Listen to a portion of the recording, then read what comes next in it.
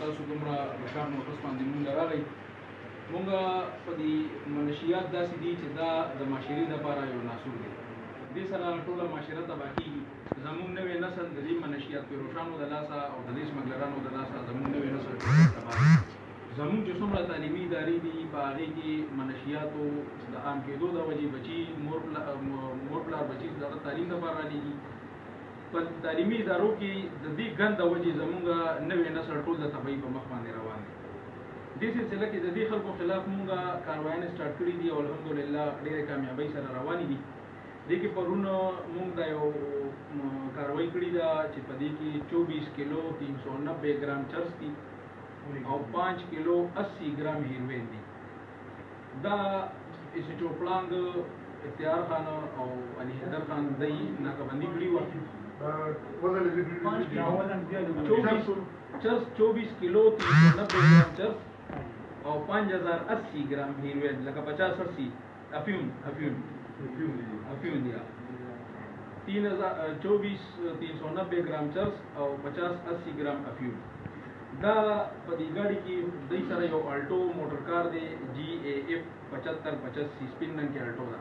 په دې کې دا یو هلک ناستو د ده نوم عطا محمد ولد تاج محمد سکنه عثمانزی. عطا محمد ولد تاج محمد سکنه عثمانزی. یو د ده مور وه مسمات حسرت زوجه تاج محمد. یوې خور ده مسمات فرشته دختر تاج محمد. د په دې ګاډي کې خفیه خانې جوړې کړي دي. څه چرس په خفیه چرس او فیول په خفیه خانو کې پراته 11 کیلو چرس چې کوم دی نو هغه د د مور خپل بدن نه تو کړي دا زیړ کاټن ټیپ ني د دې زیړ کاټن ټیپ په ذریعہ باندې د خپل بدن نه 11 کیلو چرس تو کړي. د د خور چې کومه دا مسمات فرشته 10 پیکټه چرس چې کوم دی نو هغه د خپل بدن نه تو کړي او نو چې کوم دی نه علاوه دي چرس او فیول هغه په ګاډي کې خفیه خانې جوړې وي هغه د هغې نه برآمد شوي دي. دی انټاروګیټ شو. په انټاروګیشن کې دی ووایي چې یاره دا چرس دی پنجاب ته وړل. پنجاب ته چا وړل هغه سم ډیټیل د دی نه اخیستی شوی دی. دلته چې دا چرس دی له چا ورکړي دي د کوم ځای نه راوړي دي څه طریقې سره دا سمګلران دي مین دی دا چرس څه طریقې سره وړل هغه ټوټل ډیټیل چې کوم دی نو په هغې باندې مونږ لګیا یو انشاءالله او چې کار کوو. دې کې چې نور دی سره کوم شرکای واردات انشاءالله ډېر زر به هم ګرفتار شي. د دې نه علاوه سیټي کې د دې منشیات پروشانو خلاف کاروایانې سټارټ دي. جو سیټي جوهر شیخ خان او د هغه ټیم دی یو لوکل لیول باندې چې کم دی کې هغه چرس خرڅوي او سپلای کوي. محمد طارق ابراهیم سګنا شابړه سراج آباد حال بینو غړي سرداریا د خپل ګاډي کې چرس مګل کول 2 کیلو چرس د سره هغه برآمد کړي دي. بل دی بلال ولي توابل سګنا شیخان مکه د لوکل چې کوم په دې کړو کې د چرس خرڅيږي دغه د کول دی نیولې د قبضې چرس برآمد کړي دي. د دې ټولو خلاف مقدمې رجسټر شوي دي او په دې ټولو کې موږ لګیا یو انشاءالله دا زما وعده ده د جاسدي د عوامو سره چې دا ناسور به انشاءالله موږ د دې معاشرې نه ختموو. ډېره مهرباني.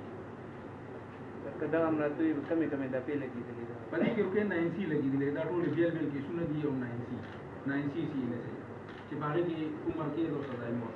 دا تاسو کوم ځای کې دی کوم ځای کې دی په دې کې چې کوم دا غټه کاروي چې کومه شوې ده نو دا خو دلته مونږ باندې ناکبندۍ باندې کړي ده. د هغه سره چې انټرچینج سره ناکبندي ده او دا نور چې کوم دي نو دا مختلف مقاماتو باندې نیولې شوي دي. دا نیولې شوی دی بلال او دا بل چې کوم دی نو دا اختیار خان په سرداري هم ناکبندۍ نیولې.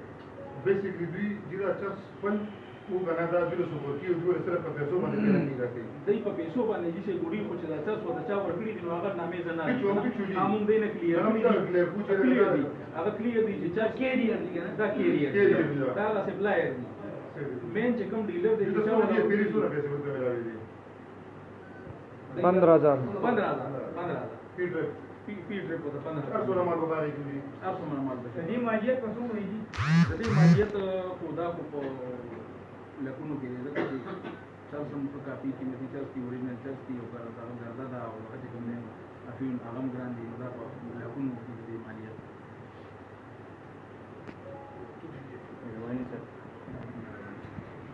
بل یو دغه یو هغه نه سیب ته ځکه کوله چې بیا د غلو دا ټول منشیات پروت دا مو په یو کې